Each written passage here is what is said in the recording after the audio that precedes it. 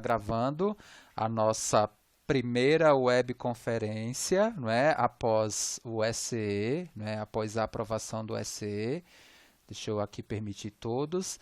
E para organizar, vamos dizer assim, os vídeos que eu estou disponibilizando lá na minha playlist, lá do meu canal do YouTube, eu estou colocando, vou colocar esse vídeo como a sexta webconferência, mas desde já eu deixo claro que aquelas 5 webconferências, vamos dizer assim, desenvolvidas anteriormente, foram webconferências sem nenhuma, vamos dizer assim, sem nenhuma formalização, sem nenhuma cobrança de presença, sem nenhuma cobrança de atividade. Foi, né, uma estratégia para manter a gente, vamos dizer assim, unido, ligado com o conteúdo da disciplina e de alguma forma, né, se comunicando e tendo algo, vamos dizer assim, para fazer durante esse período de quarentena, né, tá? Então essa é a primeira webconferência, né, após a aprovação do SE. Eu só quero aqui deixar claro que todas as aulas, né, do SE foram, vamos dizer assim, formalizadas no SIGA, né, no nosso sistema de gestão acadêmica da universidade. Vocês acompanhem lá direitinho o conteúdo aula a aula. Também recomendo que vocês vejam o documento, plano de ensino e mapa de atividades que foi postado no site da própria disciplina, que é o mesmo site da disciplina quando, né, do momento presencial da mesma.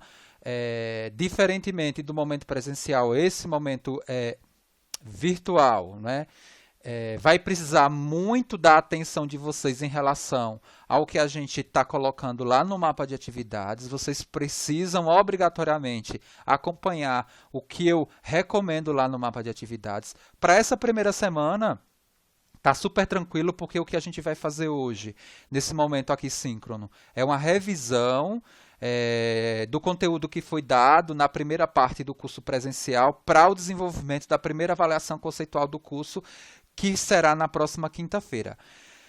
Em relação à avaliação que vai ser desenvolvida na próxima quinta-feira, eu vou disponibilizar a mesma no site da disciplina, às 5 horas da tarde. Vocês vão ter das 5 às 11 da noite para resolver a disciplina.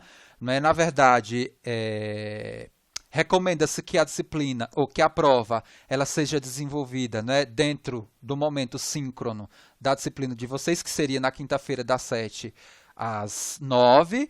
Ela é possivelmente, né, ela foi planejada para ser resolvida dentro dessa janela, mas eu vou disponibilizar antes, não vai prejudicar ninguém. Na janela das 7 às 9 eu vou estar aqui, né, nesse ambiente aqui do Conferência Web, para tirar qualquer dúvida, né, que você tenha. Claro que também existem os outros canais, né, o e-mail ou o meu WhatsApp. Não tem problema nenhum, você pode também tirar dúvida por esses outros canais. E o que eu vou querer como devolutiva da prova vai ser um arquivo em PDF com a resolução, né, o desenvolvimento que você fez de cada uma das questões da prova, acompanhado, né, de todos os arquivos que você utilizou para desenvolver. Arquivo seja ele em MATLAB, no SMS ou em qualquer outra ferramenta que você, né, vamos dizer assim, desenvolveu aí os seus programas ou a automatização das suas contas, tá? Então, basicamente isso. Muito cuidado com o PDF que você vai mandar para mim, que esse PDF ele tem que ser legível, né? Você tem que me mandar um PDF legível caso você faça a prova, parte da prova na mão, né? Ah, não, eu fiz praticamente toda a prova no SMS e utilizei o SMS para fazer, eu utilizei o SMS e o MATLAB, né? Então, tudo bem, né? Eu vou conseguir avaliar. Mas se você fez parte na mão e parte, né, com o programa, ou seja, estruturou a lógica do que você fez na mão e depois me mandou o programa, essa lógica que você fez na mão me manda com um arquivo, né, que eu possa identificar, né, as coisas, para que eu possa fazer a correção de uma forma mais tranquila. Tudo bem? com relação aos documentos, né, vamos dizer assim, que balizam o SE, que é o mapa de atividades e o plano de ensino, e como a gente vai fazer a prova na próxima quinta-feira? Tudo bem, sim, professor. Tudo bem? Então, tranquilo. Então, só lembrando, a prova quinta-feira eu vou disponibilizar a prova às 5 horas da tarde, das 19 às 21 eu vou estar aqui, né, no Conferência Web para tirar qualquer dúvida que você tenha em relação à prova, né, e depois você me manda por e-mail, né, os arquivos que você desenvolveu para realizar a prova, tá? É, vamos lá. Deixa eu ver aqui. Perfeito. Então a gente começa. Professor, posso Oi, interromper? Desculpa. Acho que pode. tem gente em espera para entrar. Mas eu não tô com sinalização alguma aqui. Tem um pessoal no grupo que não está conseguindo acessar. Então, pedem para eles entrarem com sem conta alguma, não é? Tipo, você pode entrar sem vincular, né, o seu e-mail institucional ou Gmail, né? Você pode entrar lá, né, simplesmente colocando o nome e pegando o endereço que eu coloquei lá no e-mail, ele entra simplesmente com uma identificação qualquer, né? Porque isso daqui nem vai ser cobrado presença, né? Porque eu não posso cobrar presença, né? A presença no nosso curso, ele vai ser dada pelas atividades que eu peço lá no mapa de atividades, né? Por exemplo, para a próxima semana, né, eu peço lá no mapa de atividades que vocês resolvam um exercício da próxima lista, que é a lista, eu acho, de treliça. Não, eu acho que é a lista de viga, né? A lista de viga. Eu peço para você resolver um exercício, né? Para o próximo momento síncrono após a prova. Tá? Ó, por enquanto eu não estou com nenhuma solicitação aqui. Eu vou colocar aqui. Agora chegou. Agora chegou. Permitir. Era só a Luísa que estava faltando? Não, mais outro, tá vendo? Eu acho que possivelmente deve ter acontecido alguma coisa, não é? É, bom, tem um número, né? A Tatiana está aqui, que é a bolsista que está acompanhando o, o nosso curso. Ela falou que ia acompanhar aqui também a nosso momento síncrono. Não sei se ela esqueceu. Depois eu me comunico com ela. Todo mundo pegou os dois arquivos, né? Que a gente vai trabalhar aqui com 3 exercícios, né? A aula de hoje a gente vai trabalhar com 3 exercícios para a gente fazer uma revisão muito legal. Depois a gente abre para, vamos dizer assim, tirar dúvidas específicas de cada um. E aí a gente finaliza a nossa conferência, né? Então, eu vou colocar aqui em tela cheia. E depois vocês aí me falam, né, se algum aluno no grupo está pedindo para tudo bem para entrar na nossa conferência, ok? Então, assim, qual é o objetivo desse primeiro exercício? Esse primeiro exercício, o objetivo dele é mostrar para você a importância de se ter elementos finitos para resolver esse tipo de problema. Veja, esse exercício a gente vai resolvê-lo não por elementos finitos. Na verdade, a gente vai aplicar o método de resíduos ponderados Galerk para resolver essa viga engastada. Por elementos finitos seria muito simples, mas a gente vai ver o quão é trabalhoso resolver esse tipo de exercício utilizando MRP Galerk. Tá? Então, é mais uma forma de eu conseguir enxergar, né, a passagem do método de resíduos ponderados Galerkin para elementos finitos.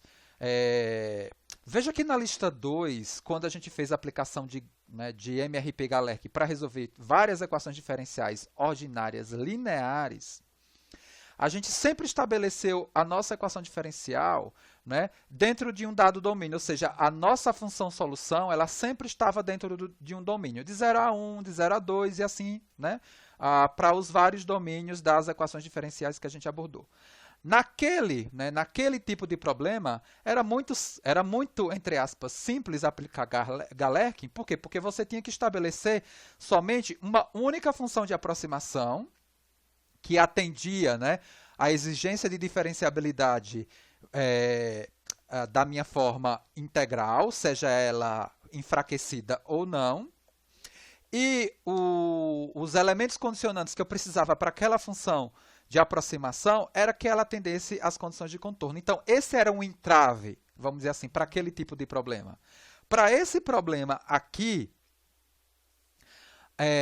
tem a complicação de eu obrigatoriamente ter que definir, né, duas aproximações para os dois trechos aqui definidos da viga. Por quê? Porque vamos dizer assim, a minha, vamos dizer assim, função deslocamento, ela não pode ser representada por uma única expressão no domínio estudado, que no caso aí é de 0 a L. Tá? Eu, obrigatoriamente, aí eu recupero as coisas que eu aprendi lá em mecânica dos sólidos, eu consigo enxergar que, obrigatoriamente, para essa viga, né, de 0 a L sobre 2, eu vou ter uma função de deslocamento, e de L sobre 2 a L, eu vou ter uma outra função de deslocamento.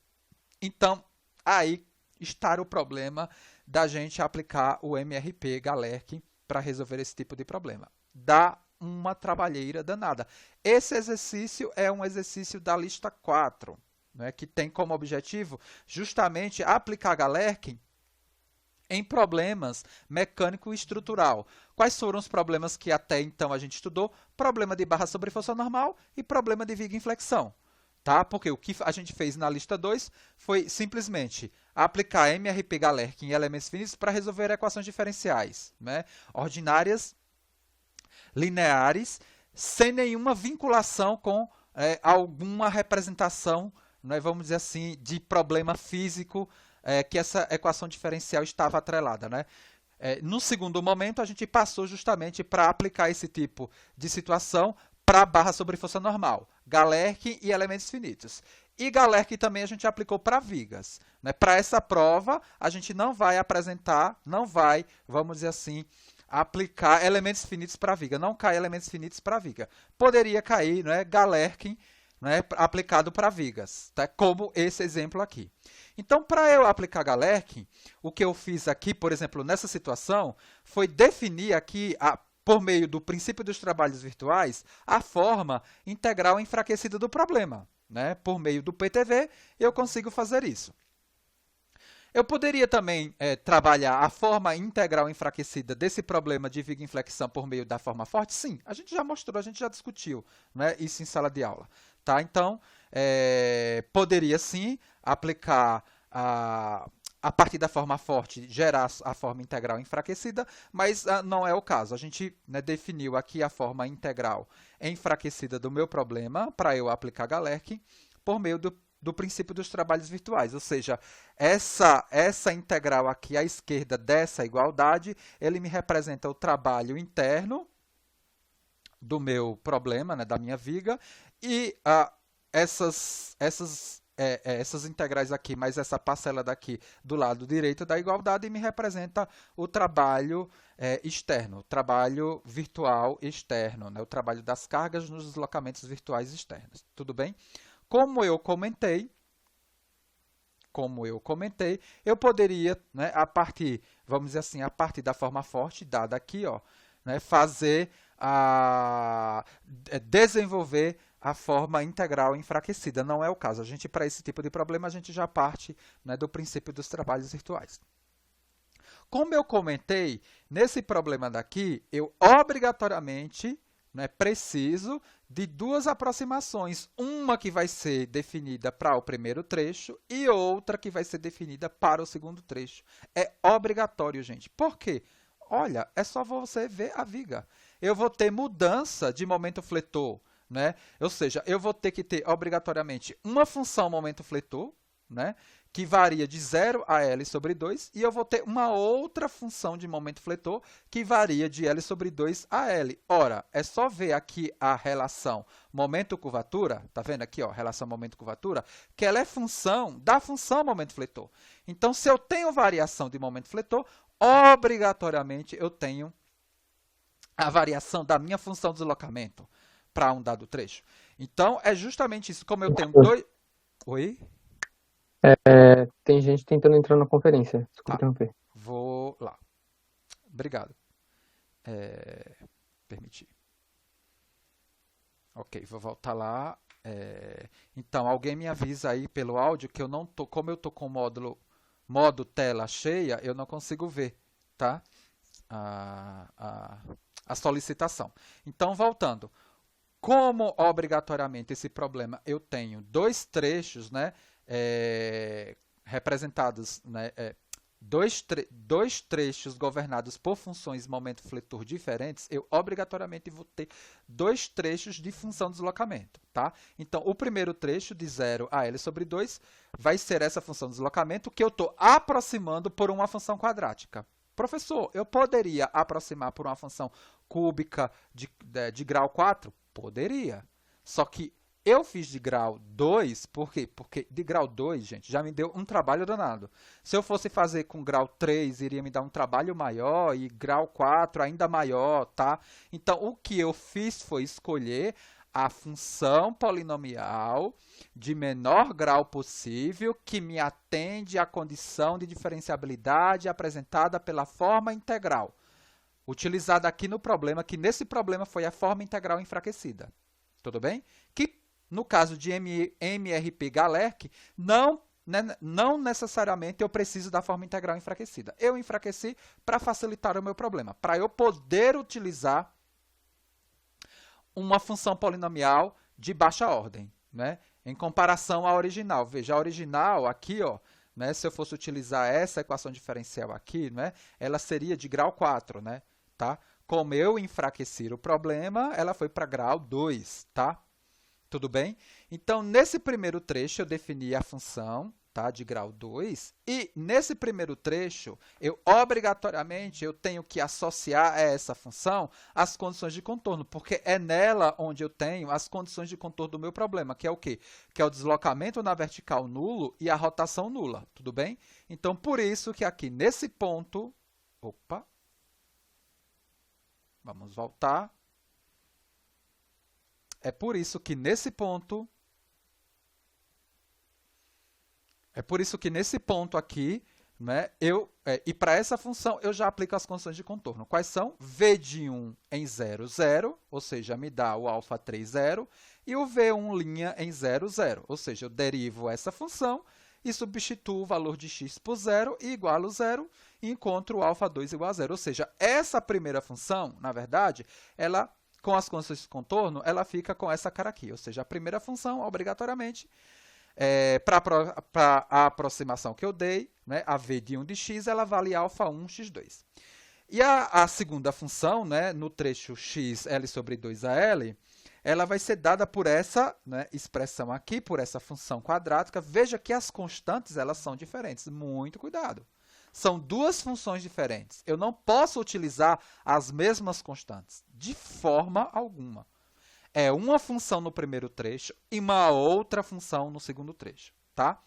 Ou seja, a representação aqui das constantes, elas me caracterizam, né, uma outra função de mesmo grau. Ok? E o que é que acontece agora? Qual é a lógica de desenvolvimento, vamos dizer assim, desse tipo de problema, onde eu tenho mais de um trecho, né, para se aplicar esse tipo de aproximação via MRP Galerkin? Eu vou ter que utilizar das outras condições de contorno, né? Das outras condições cinemáticas associadas aí ao meu problema. Quais são as outras condições obrigatórias, né?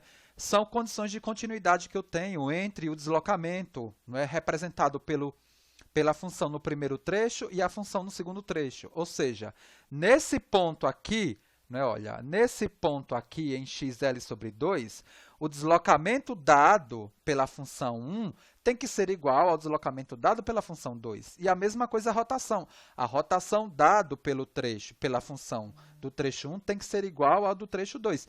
Por quê? Porque senão, se isso não for verdade, eu não obtenho a continuidade do problema, né? E a continuidade do campo cinemático ela é condição obrigatória aqui, né, do modelo que eu estou apresentando, que eu estou aproximando por MRP Galerkin, né? Na verdade, o modelo original, né, esse problema original, vamos dizer assim, uma hipótese fundamental aqui do problema é a continuidade do meio.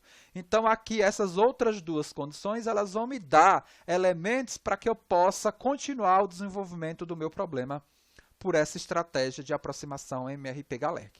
Então, está aqui, não é? V1 em L sobre 2 é igual a V2 L sobre 2, e a rotação em L sobre 2 também igual à rotação da função 2, função, né, derivada ou rotação, no ponto L sobre 2.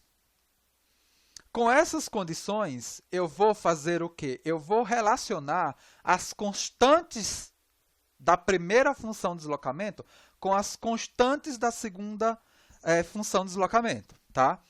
E qual é a situação depois disso? Veja que com essa primeira condição, não é? V1 em L sobre 2 igual a V2 L sobre 2, eu consegui essa equação 1. Eu relacionei a constante α1 com as constantes da segunda função, α4, α5 e α6. E V1' em L sobre 2 e V2' em L sobre 2, eu consigo também relacionar as constantes do primeiro trecho com as constantes do segundo trecho. Então, o que é que acontece agora? Olha só, eu vou buscar agora relacionar, vamos dizer assim, todas as constantes de um dado trecho, né, exclusivamente com as constantes do outro trecho. Nesse caso daqui foi direto, não tive muito trabalho. As constantes que eu tenho do primeiro trecho, na verdade, a constante que eu tenho do primeiro trecho, né, é só α1. E do segundo trecho é α5, α4 e α6. Tá? Então, o que eu tenho que fazer é justamente escrever α1 em função de α4, 5 e 6. Por exemplo, vamos supor que eu tivesse num problema constantes no primeiro trecho, né? Depois de aplicação das condições de contorno, sei lá, primeiro trecho eu teria α1 e α2. Segundo trecho eu continuaria com α4, 5 e 6. Eu obrigatoriamente teria que escrever α1 e α2 em função de α4, 5 e 6. Para que eu possa escrever as duas funções deslocamento somente em função ou das constantes do primeiro trecho ou das constantes do segundo trecho. Não adianta misturar. Se você misturar, você vai gerar um sistema de equação linearmente dependente. Você não consegue resolver. Tudo bem? Então, o que eu fiz aqui foi justamente escrever V1 em função de quem, gente? Está aqui, ó. Das constantes do segundo trecho, α4, 5 e 6. No caso, como α6 é função de α4 e α5, na verdade não, né? O α6 é só função de α5, eu já simplifico o meu problema, né? Porque quanto menos constantes eu tiver nas minhas funções, menor vai ser o meu sistema de equação, né? Então, a gente tem que ter isso bem claro. Então, o que eu fiz aqui foi justamente escrever V1 e V2 em função de α4, α5 e α6. Como α6 é função de α5, tanto V1 como V2 só ficou função de α4 e α5. Tudo bem até aí, gente? Sim, tudo bem. Perfeito? Então, a única coisa diferente desse problema para os problemas iniciais da lista 2 é que esse problema é uma aplicação e, diferentemente das equações diferenciais, né, vamos dizer assim, que governavam lá os problemas da lista 2, nesse daqui eu vou ter, vamos dizer assim, dois subdomínios para eu trabalhar, né, com a estratégia MRP-Galerc. Diferentemente de lá dos problemas iniciais da lista 2, que eu só tinha um domínio, ou seja, a variável de interesse para ser aproximada, a função ela completamente definida somente, né, em todo o domínio. Aqui não. Aqui a variável de trabalho, que é a variável deslocamento, eu não consigo representar essa variável deslocamento por uma única função varrendo de 0 a L. Eu tenho duas funções, uma que vale de 0 a L sobre 2 e outra que vale de L sobre 2 a L. Tá? Então, no mais, segue a mesma lógica, não é? Eu vou definir agora as aproximações com essa cara daqui, não é? Que eu já enxergo aqui em cima. Então, com essa definição aqui, eu consigo enxergar que eu tenho realmente I variando de 1 a 2 e J variando de 1 a 2, né? Porque eu só tenho as funções aqui, né? x2 sobre L, né? x2 e x menos L sobre 4, tá? Então, com esse mapeamento aqui, eu consigo enxergar das aproximações que foram trabalhadas pela condição de contorno do problema e pelas condições internas lá, né, de continuidade, eu consigo enxergar que essas aproximações elas têm I e J variando de 1 a 2 com as funções obrigatoriamente aí φ1 e φ2 tendo essa organização aqui que eu estabeleci, né? Olha, φ1 e φ2, né, e as suas derivadas, né, em cada um dos trechos, né, φ1 e φ2 em cada um dos trechos e as suas derivadas. Por quê? Porque suas derivadas? Porque pela forma fraca do problema, né, eu vou definir a forma bilinear e a forma linear do problema e na forma bilinear do problema eu vou precisar, na verdade, da derivada segunda dessas funções em cada um dos trechos, tá? Com elas escritas aqui. Então, agora, né, vamos dizer assim, a gente consegue desenvolver algo muito similar ao que a gente já apresentou aí. A única, vamos dizer assim, diferença até então, que a gente não tinha feito em nenhum exercício, nem nos vídeos, eu acho, né, nem em sala de aula, por isso que tem esse exercício na lista de exercício, que é para colocar você no desafio e depois você interagir comigo, né, mas seria, vamos dizer assim, o exercício mais complexo dessa lista 4, né, para você ser desafiado. Bom, mas como é que eu agora aplico o Galerk numa situação dessa? Né? Tá. Essa seria a lógica. E aí eu vou ter que calcular, né, a minha entrada aí, não é que a gente agora começa a chamar de K, né, porque esse exercício é um exercício de aplicação, é viga, né? Então, o que sai ali da forma bilinear são as entradas da matriz de rigidez e o que sai da forma linear são as entradas do vetor de força. Então, aí eu vou calcular, não é? O K11, o K12, o K22, o K12 é igual ao K21. Ou seja, eu vou calcular as entradas da minha matriz de rigidez e calcular as entradas do meu vetor de força. Alguma dúvida? Aqui é só pegar, né, a cara da forma bilinear, a cara da forma linear, pegar os valores explícitos da função e das suas derivadas, né, da derivada segunda, né, para caracterizar, respectivamente, as entradas da matriz de rigidez e do vetor de força. Veja que para esse problema, gente, eu vou montar aqui o meu sistema KUF e eu não preciso aplicar condição de contorno. Por quê? Alguém me explica? Porque a gente está fazendo muita coisa de elementos finitos, né? E elementos finitos a gente aplica a condição de contorno a posteriori. Nesse momento aqui, já tem condição de contorno essencial aplicada? Sim ou não? Hein, gente? Sim, que são as condições que a gente imputou na hora de definir os alfas. Isso, perfeito. MRP Galerk, a gente já obriga a função de aproximação, né, a atender a condição de contorno essencial do problema. Então, aqui a gente já resolve direto. Muito cuidado para não confundir. Tá? Uma coisa é elementos finitos, outra coisa é MRP Galerk. Aqui eu não preciso aplicar de novo as condições de contorno, porque não tem nem como, né? Porque os parâmetros são alfa 4 e alfa 5 aqui. O parâmetro, vamos dizer assim, associado à condição de contorno, são os parâmetros definidos lá, né, para a primeira função. Né? A primeira função, aqui já tem as condições de contorno aplicadas. Vamos lá. Então, a gente resolve o sistema. Tá aqui, e aí eu encontro os alfas, né, alfa 4 e alfa 5, e com os alfas determinados eu consigo explicitar a primeira função e a segunda função. Olha só, a primeira função e a segunda função.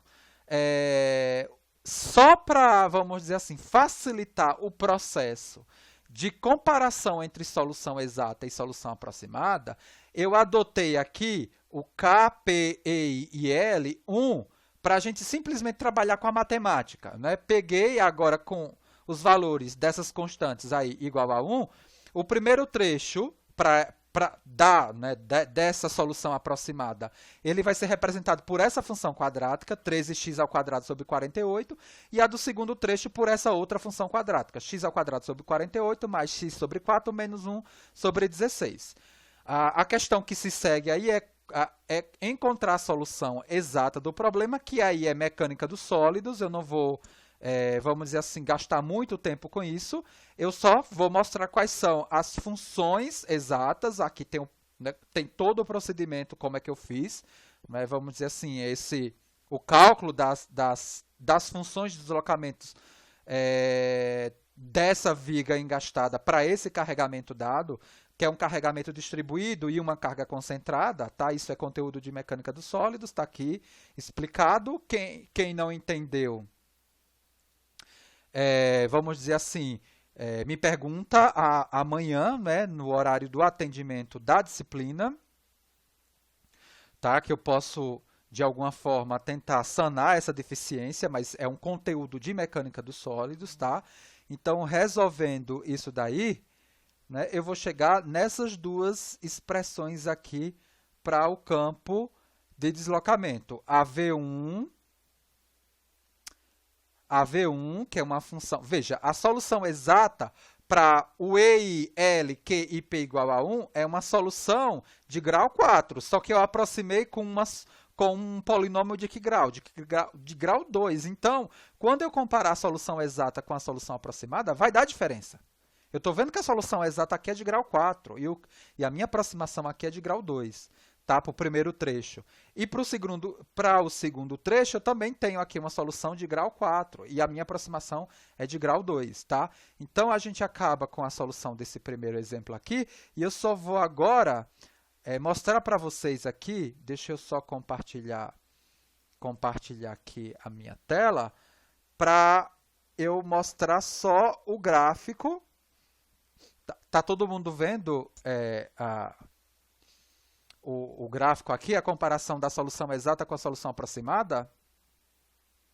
Tá todo mundo enxergando? Sim. Esse arquivo aqui eu disponibilizei no site da disciplina, né? O que é que eu tenho aqui na coluna A? Na coluna A eu tenho o domínio do problema, ok? Na coluna B eu tenho a solução,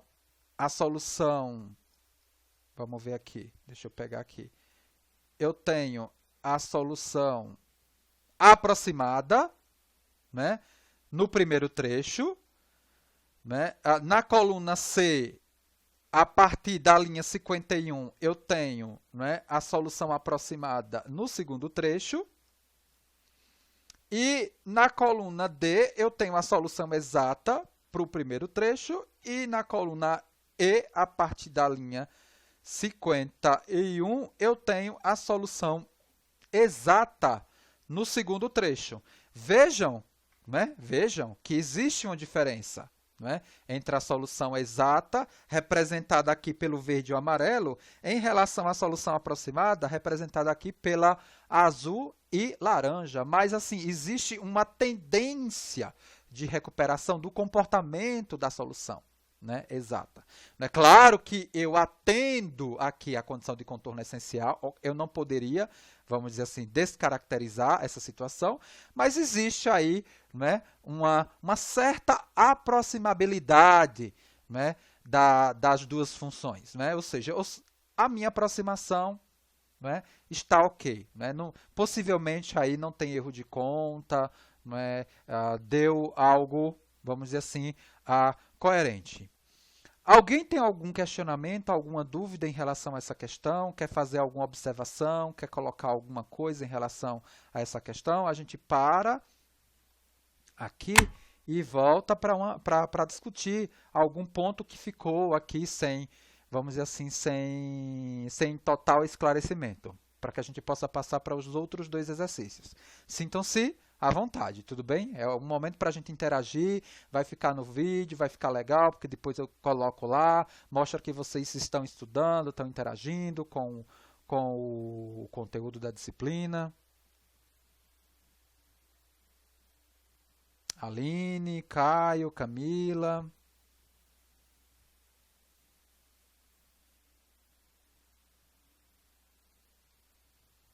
Hein, gente? Tá tudo tranquilo? Posso passar para os próximos exercícios ou alguém quer perguntar alguma coisa? Nada, gente? Deixa eu ver. Guilherme falou que eu posso passar. Então vamos lá. Então eu vou carregar aqui o próximo exercício, porque qualquer coisa, se tiver alguma dúvida em relação ao ponto, eu ativo aqui a minha lousa digital, vamos dizer assim, e a gente tenta sanar essa dúvida. Deixa eu aqui carregar com o outro documento.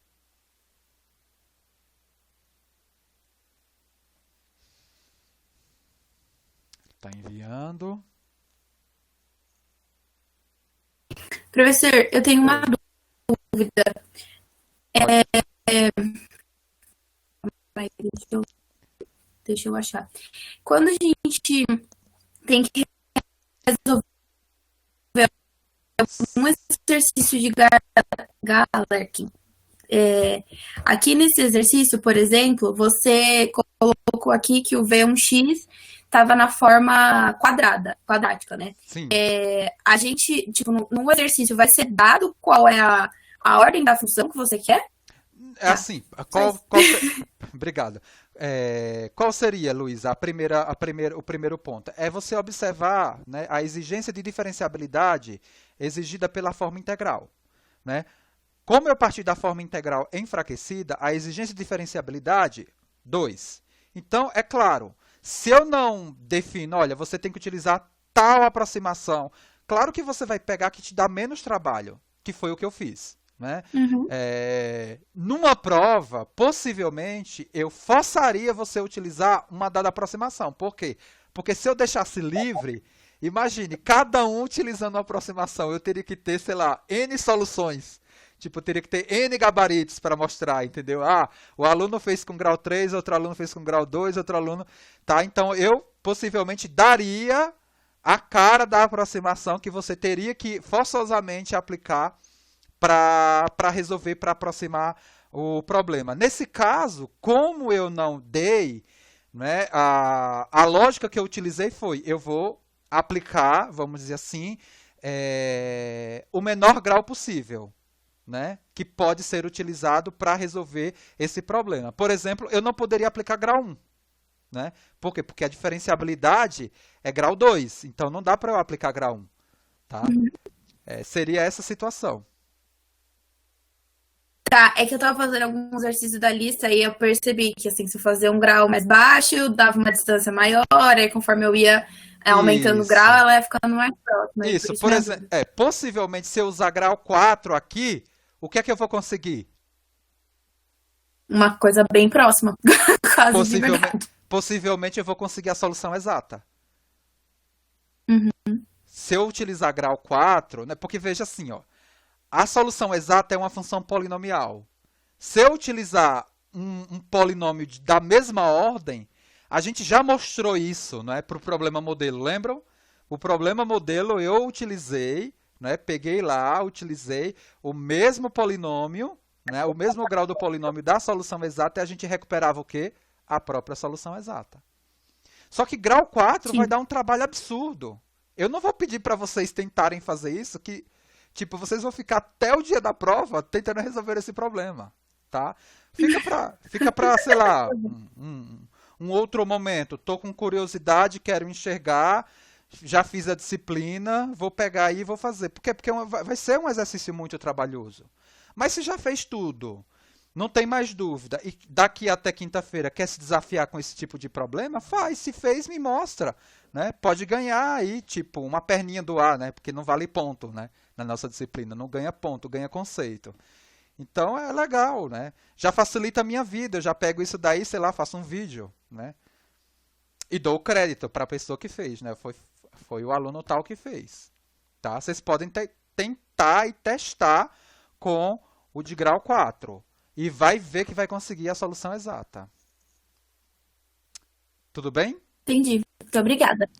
Sim, obrigada. Vamos lá, vamos voltar. Então, o segundo exercício, ele está mais na pegada da segunda lista, tá? Então, e basicamente muito similar a um dos exemplos que eu vou pedir na prova, né? Que é basicamente isso daí. Eu peço para você aplicar elementos finitos para você resolver uma equação diferencial ordinária linear. Não sei daqui que está presente aqui nessa webconferência que pegou aquele danado do simulado que eu coloquei lá no site da disciplina. Então, esquece, eu já tirei aquele simulado, né? Aquela equação diferencial ordinária que eu tinha colocado naquele simulado lá é uma equação diferencial ordinária não linear. A gente não consegue resolver com, né, o conteúdo que a gente está trabalhando aqui na disciplina. Esquece aquele exercício, tá? Tudo bem? Foi um erro meu, me passei, né? Coloquei lá uma equação diferencial ordinária não linear, esquece, tá? Então, se você observar na lista 2, o que você tem de equação diferencial ordinária, tipo essa, é equação diferencial ordinária linear. Então, aqui a gente tem uma equação diferencial ordinária linear. Eu fiz questão de colocar num domínio diferente do que a gente comumente fez no curso, que foi de 0 a 1. Muito cuidado, gente. Mudou o domínio, muda a lógica da integral. Eu não posso sempre... o domínio desse problema é de 0 a 2. Aí eu vou aplicar aqui a minha integral, né, o meu resíduo ponderado aqui, e aí eu venho e coloco 0 a 1. Mas por que você está colocando de 0 a 1 se o problema está definido de 0 a 2? Pelo amor de Jesus Cristo. Tá? Então, a equação diferencial, ela pode ter um domínio diferente, ela pode ter condições de contorno diferentes. Aqui, no caso, eu tenho uma condição de contorno essencial e uma outra natural. Eu posso ter condição de contorno só essencial, eu posso ter condição de contorno só natural. Tá? Eu posso ter a condição de contorno do jeito que eu estou apresentando aqui? Posso. Né? Não é só uma situação fixa. Tá? Pelo amor de Deus, muito cuidado. Tá? Então, o exercício é o quê? É você aplicar elementos finitos de igual comprimento, né, para resolver dois elementos finitos de igual comprimento para estruturar uma solução aproximada para esse problema daqui e comparar com a solução exata do mesmo que eu dou lá no final aqui desse exemplo. Então, qual é o passo? Bom, como esse não é um problema mecânico estrutural, eu não consigo utilizar o princípio dos trabalhos virtuais para definir a forma integral enfraquecida. Né? Eu vou partir da forma forte para se chegar à forma integral enfraquecida. Com que lógica? A lógica que eu vou definir uma aproximação e uma aproximação associada a essa equação diferencial vai gerar um resíduo. Por quê? Porque ela só dá zero aqui se eu tiver aqui com a solução exata. Como eu estou aqui definindo e estabelecendo uma solução aproximada, eu não consigo mais zerar essa equação. Ou seja, eu vou ter uma função resíduo. E a lógica do método de resíduos ponderados é justamente não querer zerar esse resíduo na forma forte do problema. Né? A gente já viu que isso não dá certo. Né? O que a gente faz é pegar esse resíduo, ponderar por uma função e levar a zero, né, essa ponderação em todo o domínio. Né? Por isso da integral. Tá? Então, como o meu domínio é de 0 a 2, agora a minha integral, né, ponderada aqui, né, ou seja, a minha função resíduo ponderada, ela vai ser ponderada no domínio de 0 a 2. Tá? Por que ela não está? Por que ela só alimentou? Não, slide 1. Vamos lá, slide 2. Por que ela lá não foi? Vamos voltar. Não me deixe na mão, né, ambiente aqui do webconferência. Vamos lá. Será que eu vou ter que passar um por um? Não é possível. Que ele não está aparecendo aqui, mas tudo bem. Então, continuando, o que é que eu faço? Defino aqui a minha função resíduo explicitamente, vou multiplicar agora a função de ponderação, vou enxergar aqui, porque como elementos finitos eu obrigatoriamente preciso enfraquecer o meu problema, e a estratégia para enfraquecer o meu problema é a famosa integração por partes. Então, eu já estou aqui dando... vamos dizer assim, a colinha da integração por partes, e já estou definindo aqui quem vai ser o meu u, né? O meu u vai ser a própria função, o meu u vai ser a minha própria função de ponderação, e o meu dv vai ser, na verdade, o til, duas linhas dx. Né? Aí, usando a colinha aqui, eu consigo processar a minha integração por partes por né? por esse desenvolvimento aqui. Né? Então, eu tenho o v, então quem é o meu o v, quem é o meu u? É o w, o meu v é o til', tá aqui, né? Menos, né, a integral de v, que é quem? O til', né? O du, que é o w', tá? Então, tá aqui o w'. Perfeito? Então, o que eu fiz com o enfraquecimento foi passar um grau de diferenciabilidade dessa variável para a função de ponderação. Veja, né, que com esse desenvolvimento aqui, eu tenho que avaliar o til, né, o til' em 2, que é a própria condição de contorno natural. Então, isso daqui, né, vira 1. A minha condição de contorno, né, essencial está em 0. Isso daqui, né, obrigatoriamente tem que ser homogênea nas condições de contorno. Então, isso daqui some, tá? E, obrigatoriamente, essa integral ela fica resumida nessa apresentação aqui. Alguma dúvida, gente? Posso avançar? Para esse caso, uma condição de contorno essencial seria sempre que eu tivesse o valor da função no ponto. Por exemplo, U0, U1, Isso. U2. A condição de contorno essencial é sempre na função. A condição de contorno natural é sempre na derivada. Tudo bem? Vamos supor que eu tivesse aqui para esse problema U2 igual a 1. Então, as duas seriam condições de contorno o quê? Essenciais. Tá? Então, obrigatoriamente eu teria que ter, né, a função de ponderação ela sendo homogênea nessas duas condições. Então, seria a W em 0 seria 0 e a W em 2 seria 0. Aqui não. A W em 2 aqui, ela não é 0. Por quê? Porque em 2 eu não tenho uma condição de contorno essencial, eu tenho uma condição de contorno natural. E a condição de contorno natural, ela está, né, ela está presente naturalmente aqui quando do desenvolvimento. Tá? Ela entrou aqui, ó. Tudo bem? Tudo. Obrigado. Aí, essa parcela daqui, ela some por quê? Porque o W em 0, ela tem que ser o quê? Homogênea nas condições de contorno essenciais, que no caso aqui é só uma. Que é o de 0, valendo quanto, gente? A condição de contorno essencial desse problema, o de 0 vale quanto? Deixa eu dar uma olhada aqui. Eu acho que é 0, né, professor? É 0 mesmo. Não, o de 0 vale 1. É 1. É 1, tá? Só que ela é... e outra coisa, eu fiz questão também de colocar a condição de contorno essencial não homogênea para a gente ver como é que a gente trata isso lá, né, na aplicação dessa condição de contorno na matriz, né? Na matriz de coeficiente do meu sistema, tá? Que muda um pouquinho a sistemática. A gente já explicou isso, mas eu fiz questão de colocar isso aqui novamente para fortalecer. Tá? Deixa eu passar para o próximo slide. Então, vamos lá.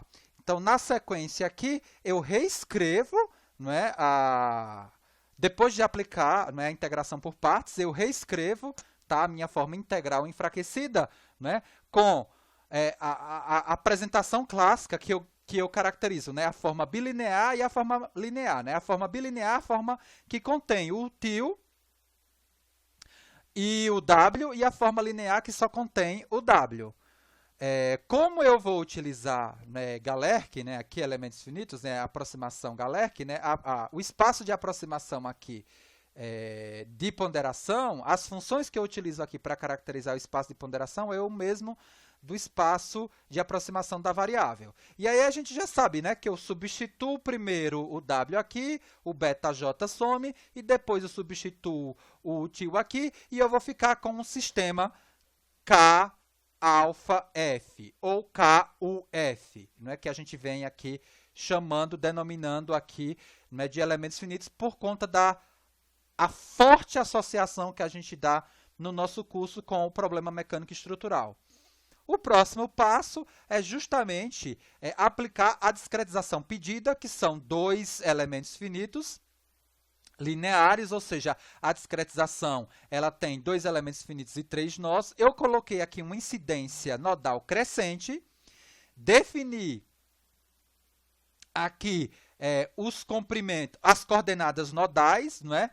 0, 1 e 2, tá? Porque são elementos finitos de igual comprimento, e aí eu tenho a cara das minhas funções de forma para os trechos dos meus dos meus subelementos, né? Dos meus elementos finitos, né? Então eu vou ter a φ1 variando, né, de 0 a 1, a φ2 variando de 0 a 1 e de 1 a 2, e a φ3 somente variando de 1 a 2. Utilizando o quê? Utilizando, tá, aquele mapeamento, né, aquela estrutura, vamos dizer assim,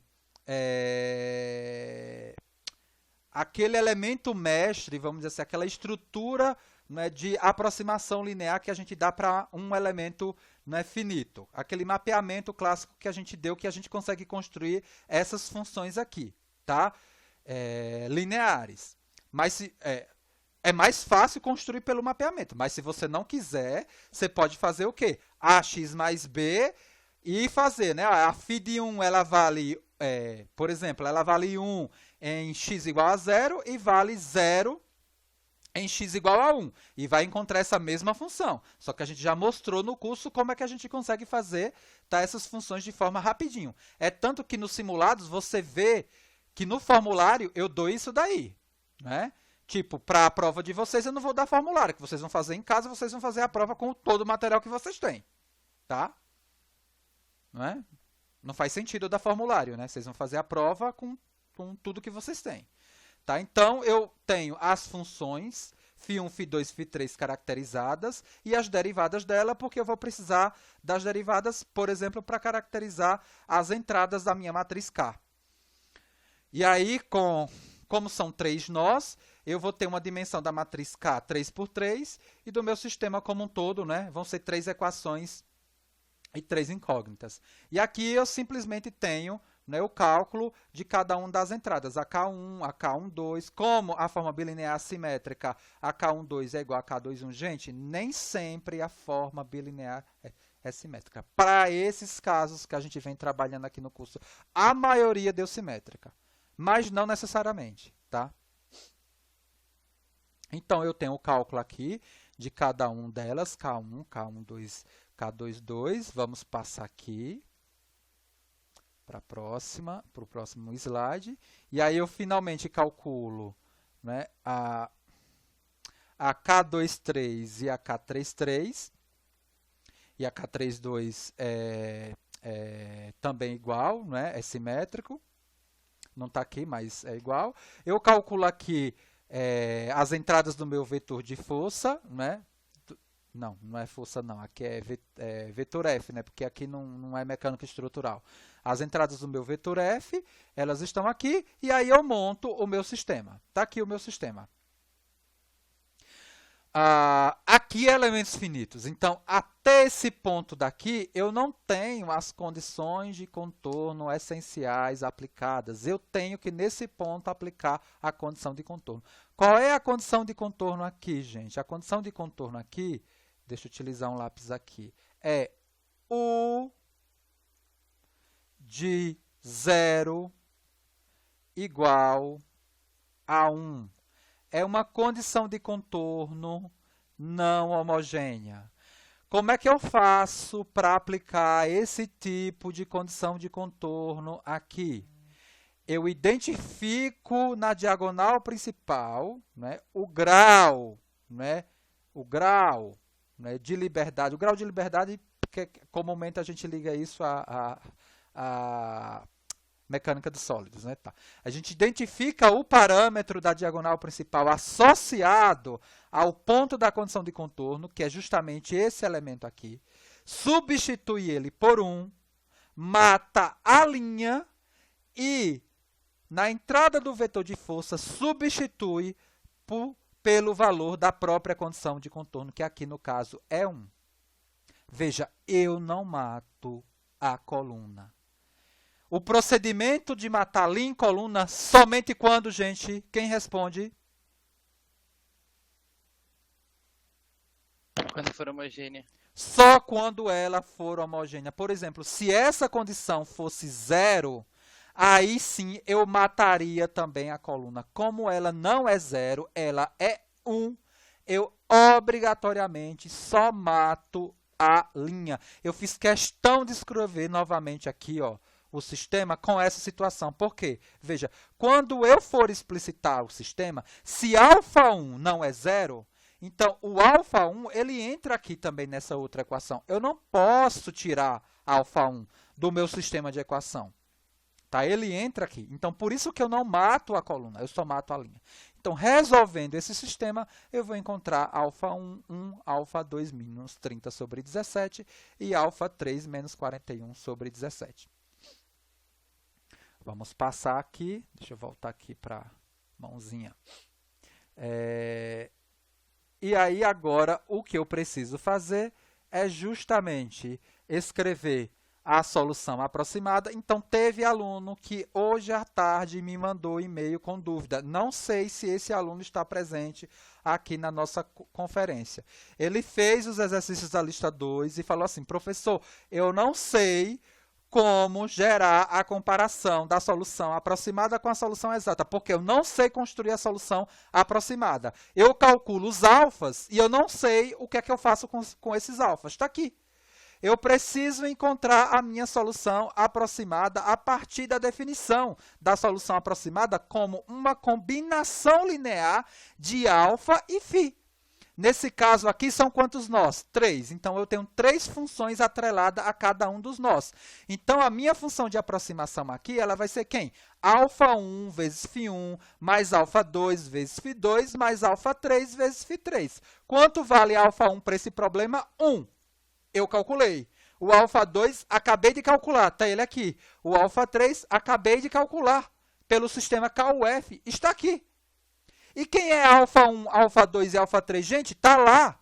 Está lá atrás. Eu descrevi essas funções φ1, φ2 e φ3, que são funções de elementos finitos, né? Que são de suporte compacto, ou seja, elas só são diferentes de 0 nos trechos dos elementos finitos, nos trechos, né, associados aos elementos finitos. Então, cuidado, né? Que a φ de 3 no primeiro trecho, ela vale 0. E ela só vale diferente de 0 entre 1 e 2. Então, está aqui. Por isso que essa aproximação aqui, ela vai ter uma cara para o primeiro trecho e ela vai ter uma outra cara para o segundo trecho. Tanto a função como a derivada. A solução exata, você aprendeu isso em EDO, na disciplina Introdução às Equações Diferenciais Ordinárias. Está aqui a solução feita, a solução exata da função 1 e da sua derivada. Depois fica aí como para casa, né? Como exercício, você construir as aproximações, tá, da derivada e da função com a solução exata, né? Da função e da derivada dela. Tudo bem, gente? Quem foi que me perguntou? Está aqui? Eu não lembro quem que me mandou um e-mail hoje com essa dúvida, tá? Então, é essa forma, né? Você resolveu o problema, né? Você resolveu o problema pelo sistema, encontrou α1, α2 e α3, e depois você tem que construir seu espaço de aproximação de elementos finitos, né? Se eu tiver 10 nós, vão ser o quê? 10 funções somadas multiplicando, né, por 10 alfas. Né? E cada uma dessas funções variando nesses subdomínios dos elementos finitos. É isso mesmo. Tá? Né? Eu tenho aqui 2 trechos, né? Eu vou ter 2 funções, uma função para cada trecho. É isso mesmo. Perfeito? Posso ir para o último exercício? Pra mim pode. Pode. Deixa eu ver aqui, tem alguém colocando alguma coisa aqui no bate-papo. Vamos lá, pode, tá? Vamos lá para o último exercício. O último exercício é um exercício da lista 5.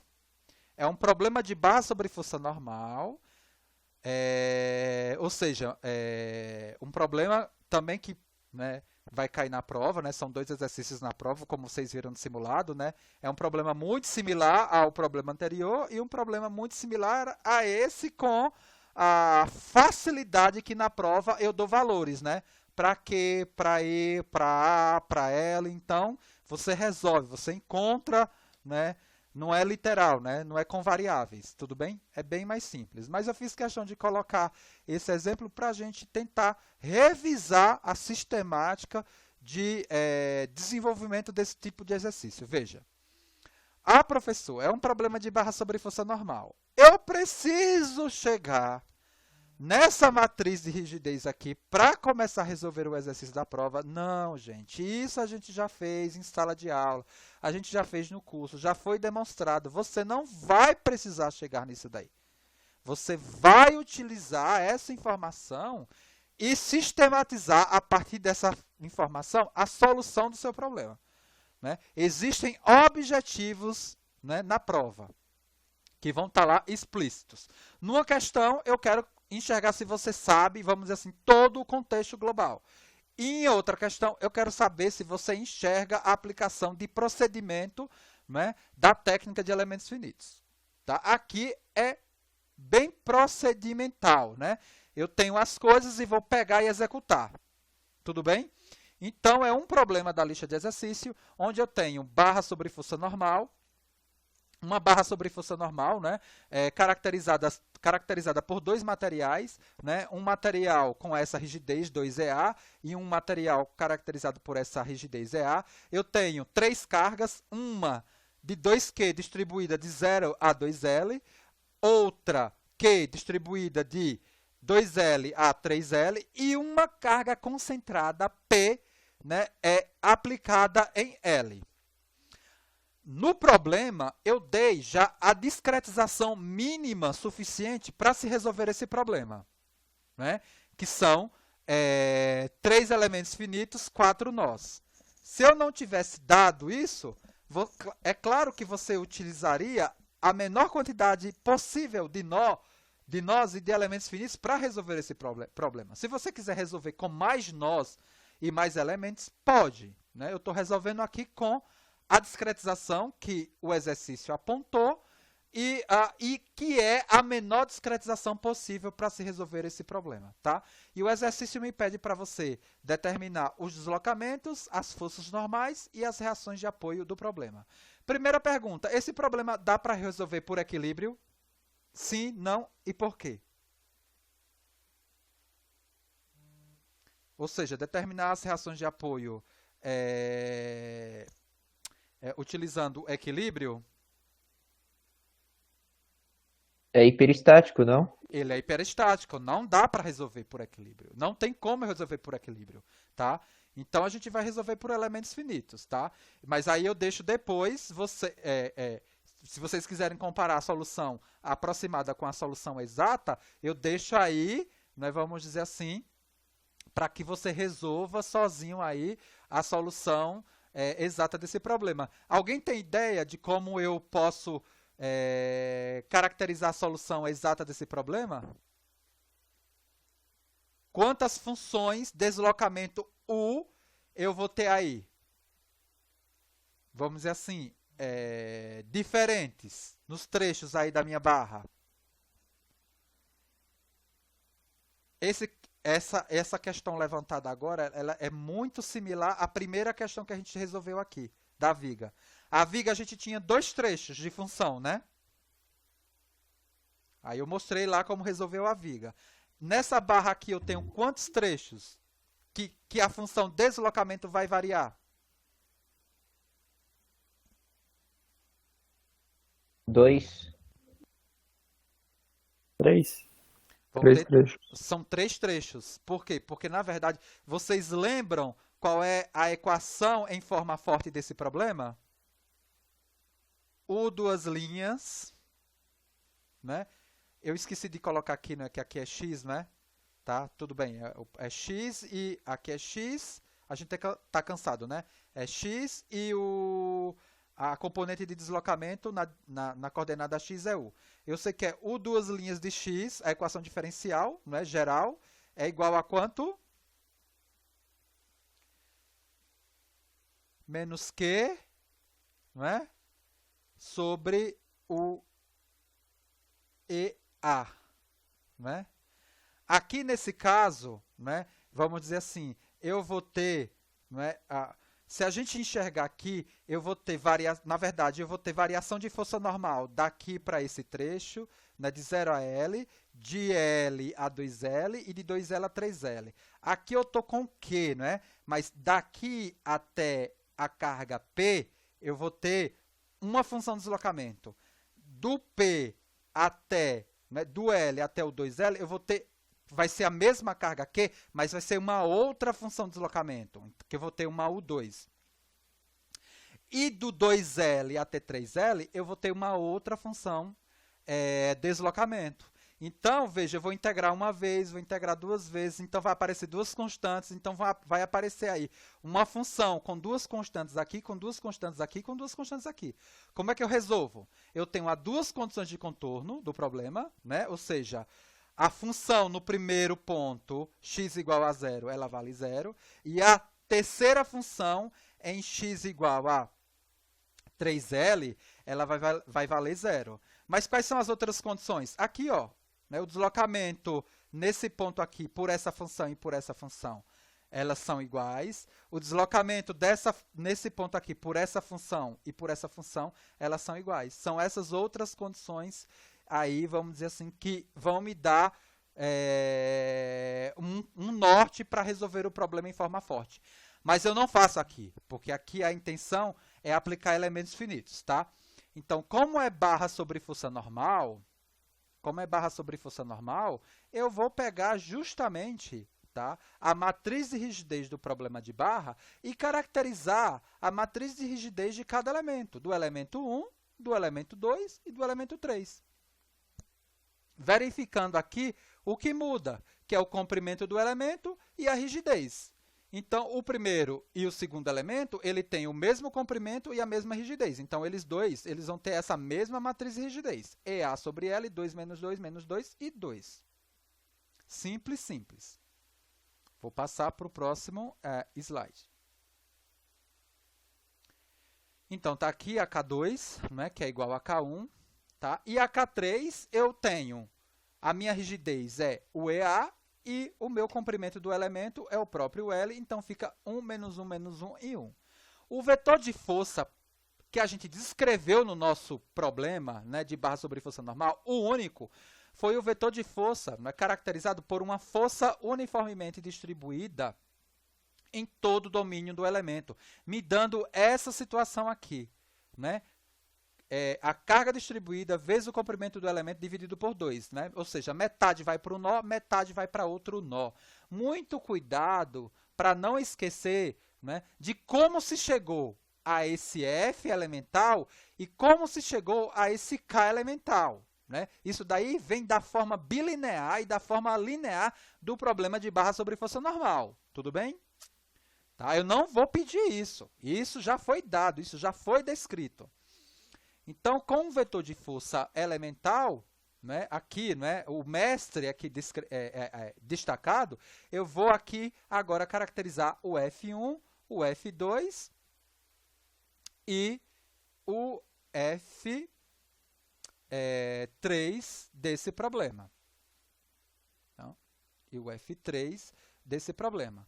Qual é o próximo passo? O próximo passo, gente, é fazer a montagem da matriz de rigidez global e do vetor de força global. A partir do quê? A partir da matriz de espalhamento, que eu já expliquei milhares de vezes. Como é que eu caracterizo a matriz de espalhamento?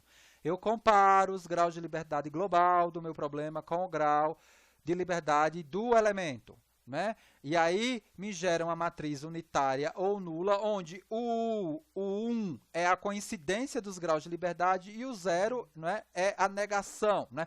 O 1 é igual ao 2? Não é, então por isso é 0. E assim vai, tá? Isso aqui já está bem, vamos dizer assim, bem explicado em vários momentos, em vários vídeos, em vários momentos do nosso curso. E aí a matriz de rigidez global, ela é, vamos dizer assim, caracterizada por essa conta aqui, né? Ou seja, eu pego a matriz de rigidez local e elemental e pré-multiplico e pré-multiplico pela matriz de espalhamento e pós-multiplico pela matriz de espalhamento transposta, me dando essa matriz de rigidez global nessa configuração. Vou agora montar o meu vetor de força global. O vetor de força global, ele é feito a partir, né, dessa conta aqui, né? Eu pego o vetor de força local e pré-multiplico pela matriz de espalhamento, me dando esse vetor de força. Só que esse vetor de força ainda não é o vetor de força global total. Por quê? Porque nesse problema tem uma carga concentrada. E qual é a lógica de elementos finitos? Quando eu tiver uma carga concentrada, eu vou lá e coloco um nó na carga e ela entra contribuindo direto, né, com sinal associado ao meu sistema de coordenada, né, com sinal, e aí eu coloco ela contribuindo no grau de liberdade. Ela está no segundo nó, associada ao segundo grau de liberdade, então ela entra, né, na segunda posição do vetor. Perfeito, agora eu monto o meu sistema KUF. Nesse sistema de elementos finitos agora, KUF, nessa condição aqui, eu não tenho ainda as condições de contorno essenciais do meu problema aplicadas. Eu preciso explicitamente aplicar. No problema mecânico estrutural, né, geralmente os problemas que a gente apresentou, geralmente não, todos foram com condição de contorno de deslocamento prescrito, ou seja, o deslocamento igual a 0. Então, nessa situação, qual é a condição? É identificar, né, na diagonal principal o grau de liberdade que eu quero aplicar a condição de contorno, substituo esse elemento da diagonal principal por 1, e aí sim, como é uma condição de contorno homogênea, veja como aqui é 0, eu mato linha e mato coluna. Na verdade, os graus de liberdade prescritos são o 1 e o 4, né? É no nó 1 e no nó 4. Né? Substituir o elemento da diagonal principal do grau de liberdade 1 por 1, matei linha e coluna, e substituir o elemento da diagonal principal, né, da posição 4 por 1 e matei linha e matei coluna, sobrando esse sistema aqui 2 por 2, que resolvendo o mesmo, eu encontro, tá? Eu encontro essa solução aqui, o 3, né, o 3 e o 2, dado por essa expressão. Vamos lá. Professor, encontrei os valores dos deslocamentos nodais. Como é que eu faço para encontrar a aproximação do campo de deslocamento? De novo, eu tenho que escrever a função de aproximação de elementos finitos. Está aqui. A função de aproximação de elementos finitos é dada por uma combinação linear das funções φ vezes os parâmetros incógnitos do meu sistema KUF, que no caso é U. Especificamente para esse problema, quanto equivale o 1 e o 4? 0. Então, a aproximação, né, do campo de deslocamento, né, dado para esse problema, vai ser governado simplesmente por o 2 e o 3 e as funções φ2 e φ3, que vão mudar a partir dos trechos de elementos finitos que eu tenha. Né? A φ2 ela tem uma cara entre L e 2L, de 0 a L, e tem outra cara, né, de L a 2L. Tudo bem? A φ3 ela vale 0, né? Ela vale 0, porque o que é que eu tenho aqui? Vamos só aproveitar aqui. O que é que eu tenho aqui? Eu tenho a barra, eu tenho 1, 2, 3, 4, né, a nós, e eu tenho φ3 aqui, ó, φ3 aqui e φ2 aqui. φ2 aqui. Né? Então, veja, A Φ2 ela varia, ela tem uma cara de 0 a L e tem uma outra cara de L a L sobre 2. A Φ3 ela tem uma cara de L a 2L e ela tem uma outra cara entre 2L e 3L. Tá? Então, eu vou ter essa função aqui, né, com várias caras, né, diferente para os vários trechos, para os vários subdomínios dos elementos finitos. Por quê? Porque essa função Φ2 e essa função Φ3, ela vai mudar. Então, tinha muita gente com dúvida de como se construir esse tipo de situação. Eu já fiz um vídeo explicando isso, né, porque vocês me pediram, né? A gente está com dúvida de como construir a função de aproximação para comparar a solução exata com a solução aproximada. Eu fiz questão de fazer vídeo e aqui eu estou novamente mostrando como é que se faz. Então, eu devo escrever as funções Φ2 e Φ3 obrigatoriamente e com esses valores, o 2 e o 3, calcular a exata e comparar. Eu não fiz isso, deixei para vocês fazerem. Tá? Como é que eu calculo as reações de apoio? Eu pego a minha matriz K, antes da aplicação das condições de contorno, o meu vetor U, agora que está calculado, menos as forças ativas, né, que foi o vetor de força que eu calculei anteriormente, para calcular as reações de apoio. Está aqui. Gente, vocês resolveram esse problema. Bateu com essa solução que eu apresentei, sim ou não? Porque não deu, eu fiz esse exercício agora, né? Antes agora à tarde, antes da aula. Quem fez esse exercício? Bateu as reações de apoio?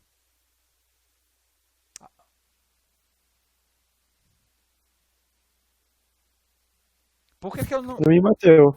Perfeito. Por que eu não me preocupei em rever a solução? Porque o que eu calculei aqui nas reações de apoio está coerente com o que está sendo aplicado. Veja. Olha só. Quanto é 13 mais 7? 20. Dividido por 4 dá quanto? 5. 5. Quanto é que eu tenho aplicado de quê? Lá. No meu problema, originalmente. Se você olhar aqui, ó, quanto de Q eu tenho? Eu tenho 2Q, não é? Vezes 2L, me dá quanto? Me dá 4, né? Mais um Q aqui, 5. Ou seja, eu estou aplicando 5Q e eu estou como reação com quanto? Com 5. Eu estou aplicando quanto aqui de P? 1. Então, a soma lá de P vai ter que me dar 1 também. Vamos ver se dá.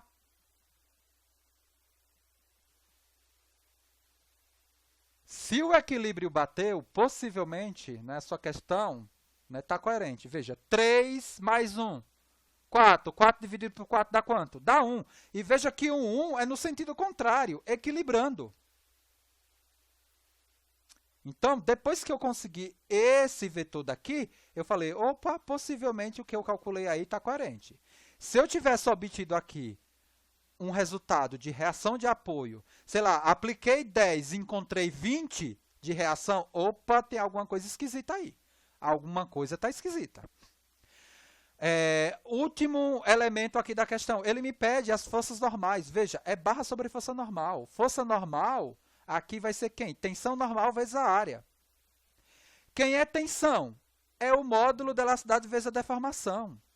Quem é a deformação? É a derivada do campo de deslocamento. Mas onde está o campo de deslocamento? Está aqui.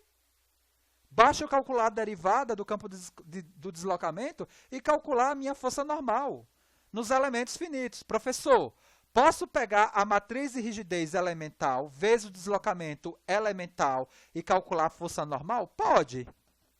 Só que com essa situação você vai encontrar as forças normais nodais. Não dentro do elemento finito, tá? Essa forma daqui é como você faz para encontrar dentro do elemento finito. Tudo bem, gente? Então, Tudo ótimo. isso é o que foi preparado, né, para esse momento de hoje. Né? A gente tem mais meia hora de momento, né, síncrono aqui, para a gente tirar dúvida. Professor, tenho essa dúvida, tenho aquela dúvida. Então, quem não tiver dúvida, que quiser se despedir, pode se despedir, não tem problema nenhum. Vai ser gravado depois e vai ser colocado lá, né? Na playlist da disciplina lá no meu canal do YouTube, tá? Então, eu fico aqui para tirar dúvida. Né? E aí, reforço para quem chegou atrasado aqui. A prova eu vou disponibilizar lá no site da disciplina às 5 horas. Das 7 às 9 eu vou estar aqui no Conferência Web para tirar qualquer dúvida em relação à prova. E vocês fazem o upload, me mandam por e-mail, né, tudo que vocês utilizaram para resolver a prova, né, para que eu possa corrigir.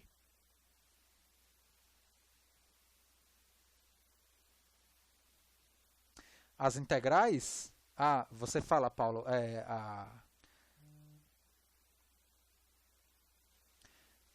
tipo, você fala as integrais, se for o tipo do problema que eu dou, né? Tipo, que é uma equação diferencial e peço para você comparar, você pode utilizar, sim, essa ferramenta. Se você quiser resolver as integrais lá de elementos finitos na mão e utilizar essa ferramenta, também pode utilizar. Pode fazer o print e me mandar, não tem problema nenhum. A recomendação que eu dou é que você utilize aquele tipo de ferramenta que eu mostrei para você, ou o MATLAB, ou o SMS, que organiza aí as suas contas, né? Que se você chegou, por exemplo, no final, viu que a solução está incoerente, você tem como voltar, descobrir onde você errou e aproveitar tudo que você fez. Se você faz na mão, já era, errou, vai ter que voltar tudo do zero.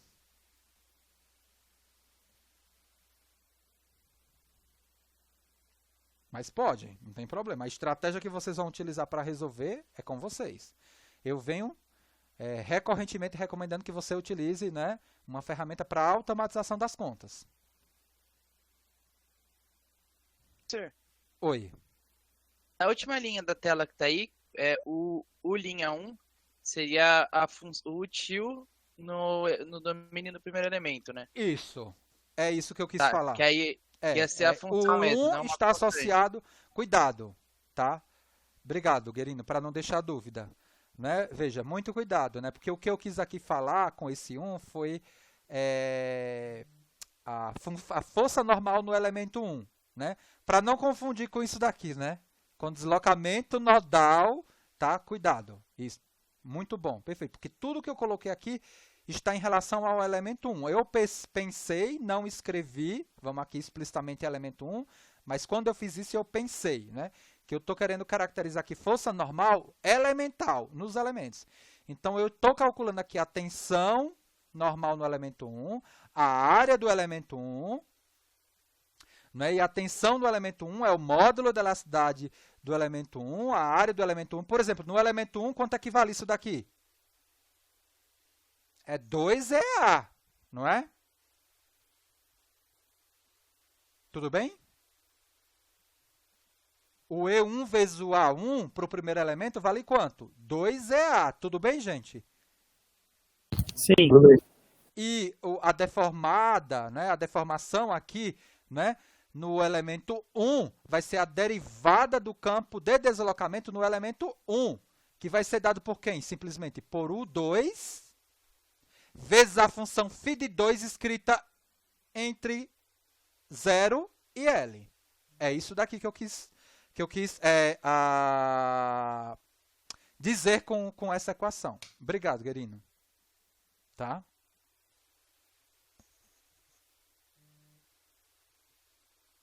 Tudo bem, Lucas? Agora?